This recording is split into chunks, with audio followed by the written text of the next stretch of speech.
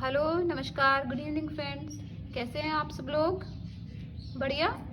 चलिए आज शुरू करते हैं मॉडर्न इंडिया।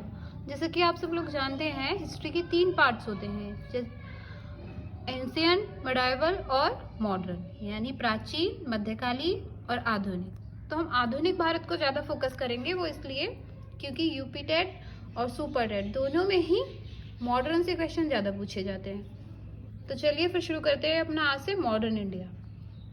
तो मॉडर्न इंडिया देखने से पहले हम देखेंगे कि मुगल साम्राज्य का पतन कैसे हुआ था और कौन अंग्रेजों का या और अन्य कंपनियों का भारत में आने का जिम्मेदार था। तो देखते हैं, मुगल एक बहुत बड़ा साम्राज्य था। उसमें अनेकों महान शासक भी थे, जैसे बाबर, हुमायूं, अकबर, शाहजहां, ये सब थे। बाबर संस्थापक था मुगल साम्राज्य का।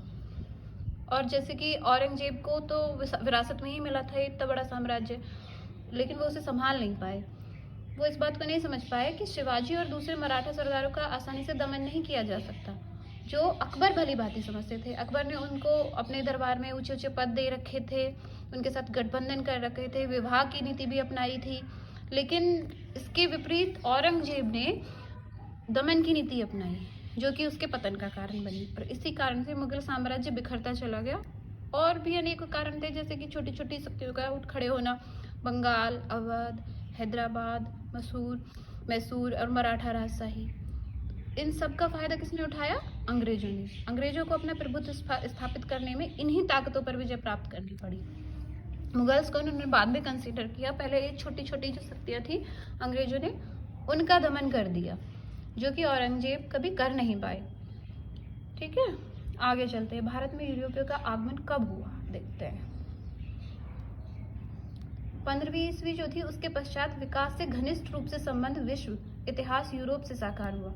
यानी यूरोप भी कोई चीज है, ये जानने को मिलता है 15वीं ईस्वी के पश्चात। मार्को पोलो कौन था? ये एक इटली का एक यात्री था, जिसने चीन की यात्रा की और फिर भारत की यात्रा की, और उसने यूरोप को बहुत ही बेहद तरीके से, यूरोपियों को बहुत ही बेहद तरीके से यहाँ के पैसा, समृद्धि की कहानियां बताई, जिससे कि सबकी ये लालसा बढ़ गई कि चलिए हमें भी जाके देखना चाहिए कि उधर क्या है, यानी उधर की साइड क्या कौन कौन सी चीज़ें हैं, इतना पैसा कैसे है, ये सब हमें भी देखना चाहिए। इसके लिए क्या होता है फिर आगे? तो भारत के लिए समुद्री मार्ग की खोज की जाती है और पुर्तगालियों का आगमन होता है।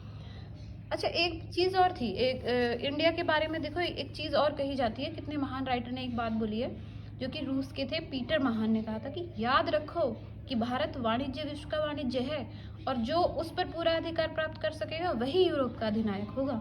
तो देखिए हमारे कंट्री की कितनी इंपॉर्टेंस थी उस टाइम पे भी, कि मतलब वो एक सोने की चिड़िया थी कि जो उसको पकड़ लेगा, जो उसको कैद कर लेगा, वो समझिए उसने पूरे विश्व पर अपना अधिकार जमा लिया। इस लेवल तक की उस टाइम पे समृद्धि थी इंडिया की। फिर क्या होता है? फिर आते हैं वास्को डी गामा, जो इंडिया की खोज करते हैं। ये नहीं कि इंडिया की खोज की गई थी, इंडिया तो पहले से ही था, मतलब जिनको पता चलता है कि ऐसी कोई कंट्री भी है, वो कब आते हैं? वो आते हैं 1498 में आते हैं। मतलब जब वो लोग शुरू में आए थे, खोज किया उन्होंने, जाकर के अपने जैसे पुर्तगाल में जाकर के फिर इंडिया के बारे में बताया कि इतने समृद्ध लोग हैं, ये है, जो भी कुछ है, पैसा है, ये है। तो उससे लोग फिर व्यवसाय करने के लिए आकर्षित होने लगे, वो अट्रैक्ट होने लगे कि हमें भी वहाँ जाकर पैसा कमाना चाहिए। फिर उसके बाद वो लेकिन उनका एक छुपा एजेंडा था। वो चाहते थे कि ईसाई धर्म जो है उसके मत का प्रचार करना वो चाहते थे, और भारतीयों को ईसाई के रूप में परिवर्तित करना चाहते थे वो लोग, जिस कारण से उनका पतन भी हुआ बाद में। पर पहले देखते हैं उन्होंने अपना प्रभुत्व जमाया कैसे। और उन्होंने व्यापार करना शुरू किया। व्यापार शुरू करने के बाद पुर्तगाल के शासक थे एक मैनुअल प्रथम, उन्होंने ही स्वीकृति दी थी कि और उन्होंने ही भारत के साथ अपने व्यापार को स्वयं को मालिक भी घोषित कर दिया कि अगर इंडिया के साथ तुमको व्यापार करना है तो पहले मुझसे परमिशन लेनी पड़ेगी हर पुर्तगाली को। जिस टाइम पुर्तगालियों का आगमन भारत में होता है, भारत की स्थिति कैसी थी, चलिए ये जानते हैं। पुर्तगालियों के आगमन के समय छोटे छोटे, मतलब कोई एक बड़ी शक्ति नहीं रह गई थी, जैसे मुगल एक बहुत बड़ी शक्ति थी। छोटे छोटे राज्य थे, कोई कहीं उभर रहा था, कोई कहीं उभर रहा था। यही कारण था कि बाहर के लोग आकर के राज कर पाए। छोटी छोटी शक्तियाँ थी, बड़ी कोई राजनीतिक शक्ति नहीं थी, ना कोई राजनीतिक दशा इतनी अच्छी थी। छोटी छोटी शक्तियों में कंट्री बिखर गई थी सारी। 1502 में वास्को डी गामा आता है, फिर 1505 में 3 वर्ष के लिए सम्राट एक गवर्नर भी नियुक्त कर देता है कि चलो मैं इसको इंडिया में अपना गवर्नर नियुक्त कर रहा हूँ। उनका नाम क्या था? Francisco de Almeida. वो भारत आया कि मैं अपने पुर्तगालियों की स्थिति सुधारने के लिए आया हूँ, और मुस्लिम व्यापार को बर्बाद करने के भी उसे निर्देश मिले थे कि मुस्लिमों का जब वहाँ प्रभुत्व खत्म होगा तभी तो तुम लोगों को मिलेगा मौका करने का अपना व्यापार। ठीक है, उससे जितना बन पड़ा उसने किया। फिर नेक्स्ट आते हैं अल्फासो डी बुल्क। अल्फासो डी बुल्क ने स्थान किसका लिया था? अल्मेडा का। तो उसकी इसमें निर्णायक भूमिका रही निभाने में। उसने क्या किया? 1510 में बीजापुर से गोवा छीनकर ही उसने ठोस शुरुआत की थी, सबसे पहली शुरुआत। फिर उन्होंने गोवा को अपनी राजधानी बना लिया। उसके बाद उन्होंने एक चीज़ और थी जिस पर मुगल कभी ध्यान नहीं दे पाए, वो थी नौसैनिक शक्ति। उसको उन्होंने बहुत स्ट्रांग बना लिया कि हमें इसको बहुत स्ट्रांग बनाना है। अगर हम इसको स्ट्रांग बनाएंगे तो यहाँ हम अपना व्यापार और जो भी कुछ हम छुपे एजेंडे से यहाँ आए हैं अपना पूरा कर पाएंगे।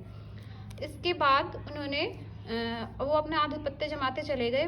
1531 में उन्होंने चावल पर अधिकार कर लिया, 32 में दीव पर कर लिया, 1534 में सॉल्सेट पर कर लिया, और 1536 में मंगलौर, भावनगर आदि जगहों पर अपना अधिकार कर लिया। पुर्तगालियों का जो व्यापार का प्रभुत्व था वो बढ़ता ही चला गया। सीधा संपर्क उन्होंने स्थापित कर लिया। कोरमंडल तट पर स्थित मूसलीपट्टनम, पुलिकट इत्यादि शहरों से वस्तु इकट्ठा करते थे और कई तरीकों से अपने घर ले जाते थे, अपने इधर पुर्तगाल ले जाते थे। उस टाइम पे एक प्रमुख व्यवस्था थी कॉटेज व्यवस्था। अच्छा, ये बहुत इंपॉर्टेंट है, पूछी भी जाती है कॉटेज व्यवस्था क्या थी। इसके अंतर्गत क्या था कि भारतीय जहाज के कप्तानों को गोवा के वायसरॉय से लाइसेंस लेना पड़ता था, जिसका अगर वो नहीं लेते थे तो उसके बदले में क्या होता था, या तो पुर्तगाली भारतीय जहाजों पर हमला कर देते थे, वरना उससे लूट ही लेते थे। इससे ये था कि इसका भी रीज़न यही था कि मुगल्स के पास कोई मजबूत नौसेना नहीं थी, इसीलिए वो ऐसा कर पा रहे थे। अच्छा, मालाबार और कोंकण से सबसे ज़्यादा काली मिर्च का निर्यात होता था। ये एक कपड़ा भी लेके गए थे उत्तर पश्चिम भारत से, टाफ्टन नाम का एक विशेष प्रकार का कपड़ा लेते थे, उसको ले जाते थे, उसको बना करके वापस इंडिया में ही लाके बेच देते थे। यानी इन्होंने अपना व्यापार पूरी अच्छी तरह से जमा लिया था। अकबर के टाइम पे अभी पुर्तगाली आए थे, वो उनसे मिला था, पर वो उनसे ज़्यादा प्रभावित नहीं हुआ। जहांगीर के टाइम पे भी अंग्रेजों से तो इन्होंने शत्रुता पाल ली थी, क्योंकि इन्हें लग रहा था कि अगर हम रहेंगे तो ये नहीं रहेंगे, और ये रहेंगे तो हम लोगों को इंडिया से निकाल देंगे, एक ही कोई कर पाएगा। तो 1608 में कैप्टन विलियम हॉकिंस सूरत आया, जो भारत की में अनुमति के लिए इंग्लैंड के जेम्स राजा से पत्र लिखवा के लेके आया था। जहांगीर ने क्या किया, उसको 30,000, वो उससे बहुत खुश हो गए और 30,000 के वेतन पे रख लिया, 400 का मनसबदार नियुक्त किया उसको। मतलब बहुत ही वो उससे बहुत प्रभावित हो गए कि आप हमारे यहाँ रहिए। फिर वो रह के बाद में वापस भी चले गए। फिर इस तरह से उनका अंग्रेजों का भी आना हो गया। पुर्तगालियों का व्यापारिक घटनाक्रम, यानी क्या कैसे कैसे, लास्ट में हम इस पर एक बार एक नज़र डाल लेते हैं, कैसे कैसे कौन आया, क्या हुआ और कैसे उनका पतन होता है। फिर 1498 में वास्को डी गामा ने कालीकट की यात्रा की, ठीक है। 1503 में भारत में उन्होंने अपना पहला दुर्ग कोची में स्थापित किया। 1510 में गोवा पर अधिकार कर लिया। 30 में गोवा को अपनी राजधानी बना लिया। 1612 में सूरत में व्यापारियों को पराजित कर अंग्रेजों ने अपना कारखाना बना लिया। अच्छा, यहाँ से शुरू होता है पुर्तगालियों का पतन, क्योंकि एक टाइम ऐसा था 1580 में पुर्तगाल स्पेन के राजा के साथ जुड़ गया। स्पेन के पतन के साथ इनका पतन भी हो गया। धर्म के मामले में पुर्तगाली थोड़े ज़्यादा ही स्ट्रिक्ट थे, मतलब उन्हें ये लगता था कि हमें धर्म चेंज नहीं करना, दूसरों को हमें ईसाई बनाना है। उन्हें डचों और अन्य यूरोपीय शक्तियों से भी संघर्ष करना पड़ा।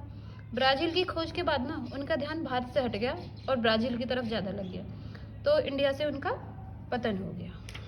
चलिए, अब हमने इतनी सारी चीज़ें देखी हैं, कल हम इसके MCQs करेंगे। ओके, कैसी लगी आपको ये एक्सप्लेनेशन प्लीज़ बताइएगा ज़रूर। Thank you very much.